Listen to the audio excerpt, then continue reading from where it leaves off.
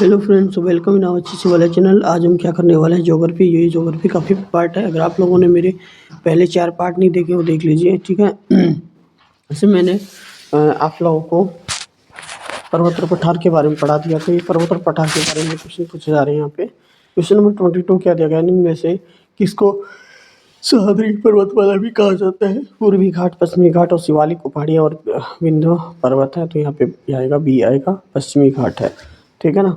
पश्चिमी घाट को सह्याद्री पर्वतमाला भी कहा जाता है। पश्चिमी घाट दक्कन पठार की पश्चिम सीमा से पश्चिम तट के समांतर विस्तृत है।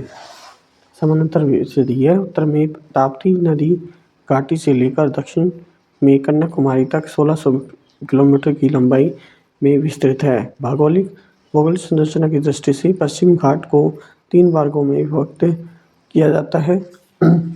उत्तरी सह्याद्री और मध्य सह्याद्री और दक्षिणी सह्याद्री। उत्तरी सह्याद्री ताप्ती नदी से शुरू होकर मालप्रभा नदी के उद्गम स्थल तक।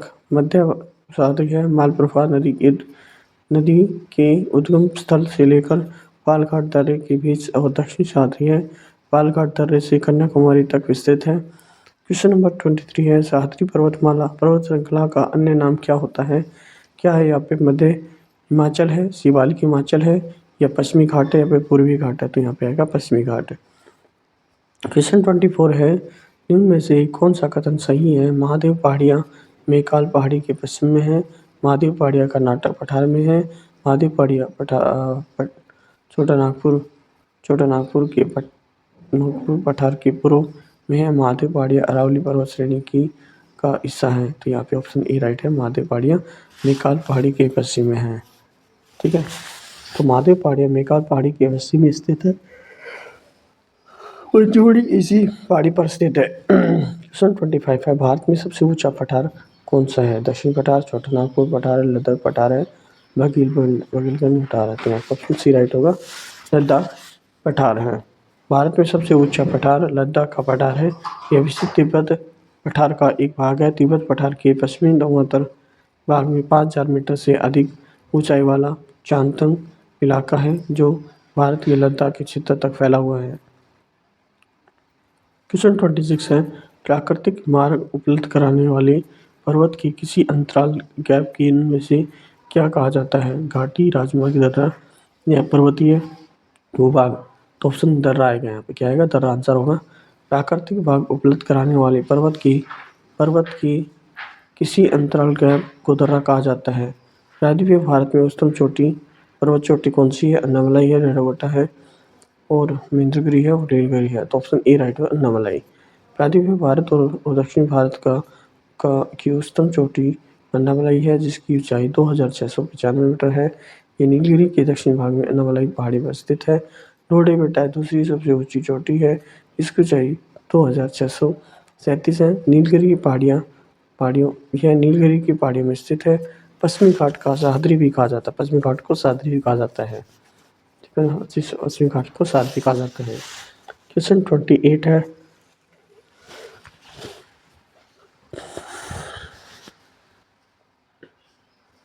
अन्नामलाई शिखर कहाँ यहाँ स्थित है? सह्याद्री में है, पूर्वी घाट में नीलगिरी और भी पलानी पहाड़ियाँ हैं। तो यहाँ पे ऑप्शन ए दिया का सह्याद्री। उपयुक्त प्रश्न का व्याख्या देख ली हमने।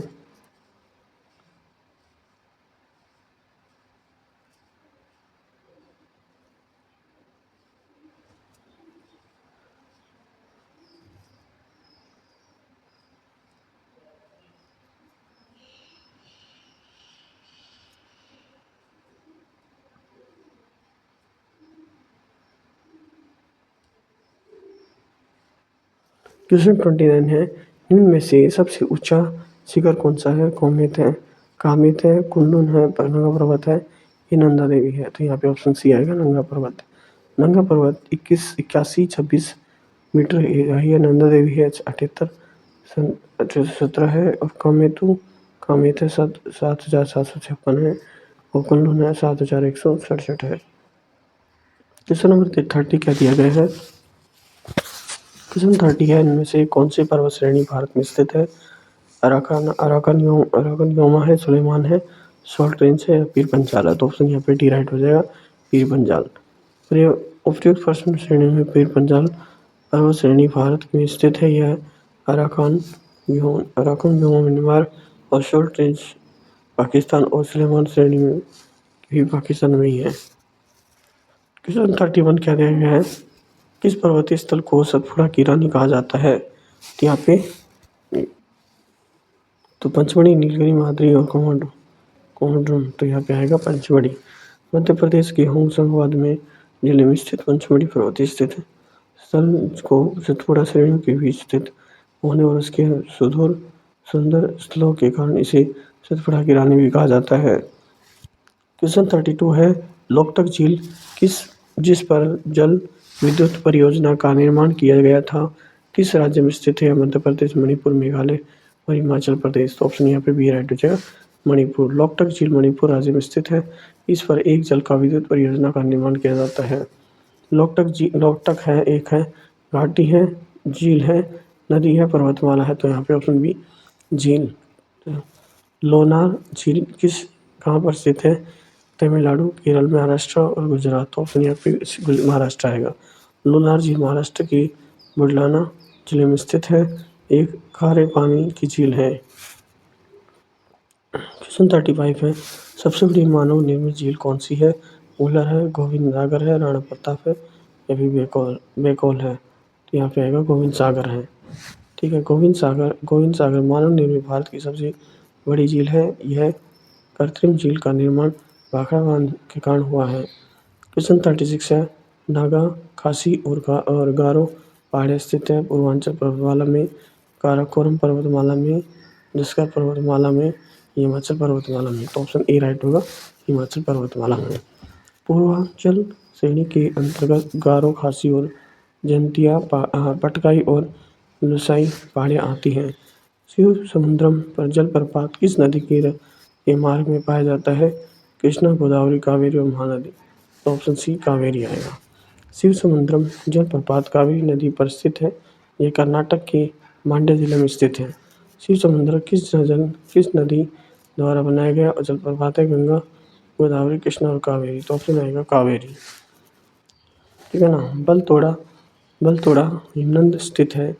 यहाँ पे काराकोरम पर्वतमाला में, पामीर का पठार है या फिर शिवालिक में या फिर में। तो यहाँ पे बलतोड़ा ऑप्शन ए है, काराकोरम पर्वतमाला में। बलतोड़ा हिमनद काराकोरम पर्वतमाला में है। यह पर्वतमाला में स्थित हिमनद और ब्याको और सियाचिन स्तपार इत्यादि है। क्वेश्चन 40, भारत का सबसे ऊंचा जलप्रपात किस राज्य में है? कर्नाटक, आंध्र प्रदेश या फिर असम या महाराष्ट्र। तो ऑप्शन यहाँ पे क्या देगा?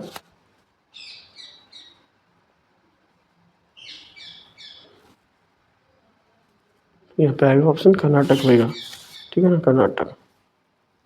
भारत का सबसे ऊंचा जलप्रपात कुंचिकल, इसकी ऊंचाई 455 मीटर है। यह कर्नाटक राज्य में स्थित है। क्वेश्चन नंबर 41 है, भारत में सबसे ऊंचा जलप्रपात कौन सा है? शिमसा प्रपात है या उमिकल प्रपात है या कोटलम प्रपात है? ये जो प्रपात है तो ऑप्शन डी है, जो प्रपात। उपयुक्त विकल्प में से दिए गए जलप्रपातों में सर्वाधिक ऊंचा जलप्रपात जोग और गोरसपा प्रपात है।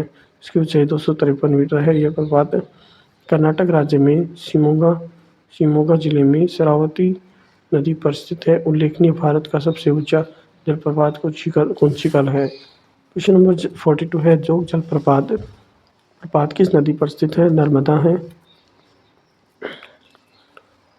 है, कृष्णा है, गोदावरी है या शरावती है? तो यहाँ पे ऑप्शन डी शरावती नदी पर है। ठीक है ना, तो ये आपको याद रखना है। ठीक है। क्वेश्चन नंबर 43, सबसे ऊंचा भारतीय जलप्रपात कौन सा है? गोकक है, गोरसोपा है, शिव समुद्रम है, योजना भारत। अच्छा, अब जो हम बात करेंगे मिट्टी, इसके बारे में बात करेंगे। ठीक है, इसकी डिटेल्स पढ़ेंगे, कुछ पॉइंट्स हैं। ठीक है, देखिए, भारत के पूर्वी और पश्चिमी तटों में पाई जाने वाली मिट्टी कौन सी है? लेटराइट मिट्टी। याद रखना, भारत के पूर्वी और पश्चिमी तटों में कौन से तटों पर कौन सी मिट्टी? लेटराइट है। काली मिट्टी और किस नाम से जाना जाता है? रेगुर मिट्टी के नाम से। काली मिट्टी को किस नाम से जाना जाता है? रेगुर के नाम से। मिट्टी में मान्यता कौन से क्षेत्र में पाई जाती है? दक्षिण पठार के पूर्वी और दक्षिणी भाग में पाई जाती है। ठीक है। दोआब का मतलब क्या होता है? दो नदियों के बीच की भूमि। दोआब का मतलब क्या होता है? दो नदियों के बीच में, दो नदी है यहाँ पे, मान लो दो नदी दे रखी है, उसके बीच में जो भूमि होती है उसको दोआब बोलते हैं। ठीक है ना।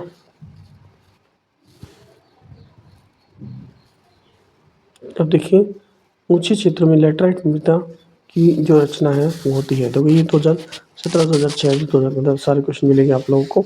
देखिए, ऊंचे क्षेत्रों में लैटराइट मृदा की रचना, लैटराइट मृदा की रचना है होती है क्षारीय, लवणीय, अम्लीय और संतुलित। तो ऑप्शन आएगा अम्लीय। ऊंचे पर्वतीय क्षेत्रों में लैटराइट मृदा अम्लीय प्रकार की होती है। लैटराइट मिट्टी का निर्माण भारी वर्षा के कारण हुई है। निक्षल्य प्रक्रिया के कारण होता है। शुष्क मौसम में यह मिट्टी सूख जाती है और यह इसका स्वरूप चट्टानी हो जाता है।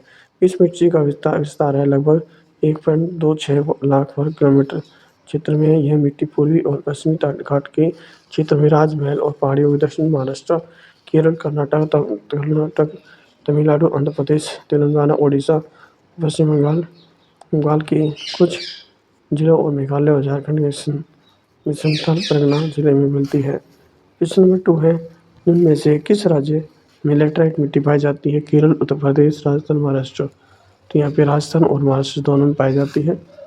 ठीक है ना, सॉरी, केरल और महाराष्ट्र में, याद रखना है। लैटराइट मिट्टी कहाँ पाई जाती है? भारी वर्षा वाले क्षेत्र में, मरुस्थल में, उष्णकटिबंधीय क्षेत्र में, आर्द्र और शुष्क जलवायु वाले उष्णकटिबंधीय क्षेत्र में पाई जाती है। तो ऑप्शन डी राइट हो जाएगा। लैटराइट मृदा का निर्माण आर्द्र और शुष्क जलवायु वाले उष्णकटिबंधीय क्षेत्र में होता है। इनमें लोहा, एल्यूमीनियम प्रचुर मात्रा में पाया जाता है। क्वेश्चन नंबर 4 है, पर्वतीय स्लोपों, हिल्स स्लोप्स पर मृदा अपरदन को किस प्रकार नियंत्रित किया जाता है? वनरोपण, सोपान कृषि और पट्टीदार खेती और समोच्च रेखीय जुताई। तो यहाँ पे आएगा ऑप्शन डी, समोच्च रेखीय जुताई। ऑप्शन डी राइट हो जाएगा। स्नातक एसएससी क्वेश्चन सारे पूछे जा चुके हैं। पर्वतीय ढलानों पर मृदा अपरदन की ढाल को काटकर सीढ़ीनुमा गेट बनाकर और समोच्च रेखीय जुताई काउंटर ब्लफिंग करके नियंत्रित किया जाता है। सोपान कृषि के द्वारा भी ऐसा किया जाता है, परंतु समुच्चय समुच्चय रेखीय विधि सर्वाधिक उपयुक्त है। क्वेश्चन 5 है, भारत के उत्तरी मैदान की मृदा सामान्यतः कैसी बनी है? तालाबोचन है द्वारा या तलोचन द्वारा या फिर अपरक्षण द्वारा या फिर अपरदन। तो यहाँ पे तलोचन द्वारा। ऑप्शन बी राइट हो जाएगा। देखिए, बी के को क्या होता है डिटेल्स देख लो। भारत के उत्तरी मैदान में मृदा तलोचन द्वारा बनी है। इस उत्तरी मैदान का निर्माण नदियों द्वारा लाए गए निष्कासित मलबे से होता है। क्वेश्चन 6 है, कपास के उत्पादन के लिए सबसे अच्छी मिट्टी कौन सी है? काली लावा मिट्टी है, दोमट मिट्टी है, उर्वरक वाहित मृदा है या फिर कच्छारी मिट्टी है? तो ऑप्शन यहाँ पे ए राइट हो जाएगा। काली लावा मिट्टी है। कपास के उत्पादन के लिए सबसे अच्छी काली मिट्टी है। इसे काली कपास की मिट्टी कहा जाता है। इसमें उच्च जल धारण क्षमता, वायु और वायु संचारण अधिक होता है। क्वेश्चन 7 है, निम्नलिखित में से देखो, निम्न में से वह फसल कौन सी है जो जलोढ़ मिट्टी में उगती है और इसके लिए प्रचुर मात्रा में पानी की आवश्यकता होती है? चाय, गेहूँ, चावल, मूंगफली। तो चावल आएगा। चावल ऐसी फसल जो जलोढ़ मिट्टी में उगता है। किस में होता है? जलोढ़ मिट्टी में। तो सही जल की इसमें प्रचुर मात्रा में आवश्यकता होती है। देखिए, लोनी, देखो हम बात करते हैं लोनी क्षारीय मृदा का भारत में एक नाम है। रेगुर, बंगर, कल्लर और खादर। तो यहाँ पे ऑप्शन कौन सा आएगा? कल्लर आएगा। ठीक है, कौन सा आएगा? कल्लर। देखिए, लोनी और क्षारीय मिट्टी राजस्थान, उत्तर प्रदेश, बिहार और हरियाणा, पंजाब, महाराष्ट्र राज्यों में शुष्क में पाई जाती है। इन अनुपजाऊ क्षेत्रों में रेह, कल्लर, उपसर, राकर और धूर, कल, चेपन आदि नामों से जाना जाता है। क्वेश्चन नंबर 9 है, व्यर्थ भूमि के अंतर्गत अधिक क्षेत्र वाला राज्य राजस्थान, गुजरात, मध्य प्रदेश, जम्मू एंड कश्मीर। तो यहाँ पे आएगा राजस्थान। व्यर्थ भूमि के अंतर्गत अधिक क्षेत्र वाला राज्य राजस्थान है। इसमें 1,05,639 वर्ग किलोमीटर है। गुजरात 4,343 वर्ग किलोमीटर है। मध्य प्रदेश 69,714 वर्ग किलोमीटर है। जम्मू एंड कश्मीर है 63,444 वर्ग किलोमीटर। इस राज्य में कम व्यर्थ भूमि है। क्वेश्चन नंबर 10 है प्लेटोलॉजी। पेट्रोलॉजी किसका अध्ययन होता है? भूमि का, खनिज का, चट्टान का या फिर मृदा का? तो यहाँ प्लेटोलॉजी आता है, यहाँ पे चट्टान का पेट्रोलॉजी। यहाँ पे सेलिकी, जिसको हम सेलिकी बोलते हैं, सेलिकी। लियोलॉजी एक शाखा है, जियोलॉजी की शाखा है, जिसके अंतर्गत चट्टानों की उत्पत्ति, संगठन और वितरण एवं संरचना का अध्ययन किया जाता है। क्वेश्चन नंबर 11 है मृदा की लवणीय मापी जाती है। मृदा की लवणीय किससे मापी जाती है? चालकता मापी से, आर्द्रता मापी से, या साइक्रोमीटर से, या फिर वर्ध मापी से? तो यहाँ पे आएगा ऑप्शन ए, चालकता मापी से। मृदा में लवणता की मात्रा का पता लगाने के लिए चालकता मापी का उपयोग किया जाता है। ओके, साइक्रोमीटर एक प्रकार का आर्द्रता मापी है। ठीक है। जलवायु से रिलेटेड क्वेश्चन देख लो, थोड़ा सा ज़्यादा नहीं करूँगा। भारत में दक्षिण पश्चिम मानसून का मौसम, वर्षा की अवधि है क्या है? यहाँ पे जून से सितंबर है। ठीक है ना। मानसून शब्द का अर्थ होता है हवाओं से रुख का बदलाव। मानसून हिंद महासागर में काफ़ी जलवाष्प लेकर आती है दक्षिण पश्चिम से। ठीक है।